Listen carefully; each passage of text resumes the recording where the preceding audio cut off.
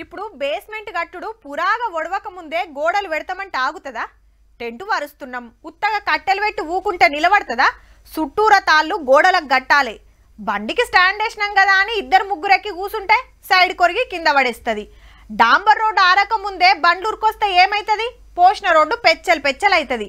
Same గీడ సుత గసంటుదే జరిగిందబ్బా. అటుకెళ్ళి లారొస్తుంది, ఇట్రోకు మనోళ్ళు నిలబడ్డరు. ఇంత ఇంత దగ్గరికి రాగానే అబ్బెర కొడుకో చూస్తుండగానే లారీ బోల్తా పడ్డది. ముందే కనిపెట్టి ఇల్లంతా పరారైండ్రు కాబట్టి జర్రంతలా బచాయించిండ్రు. క్యాబిన్లకెళ్ళి చిన్నగా డ్రైవర్ అన్న మీదకొచ్చిండు.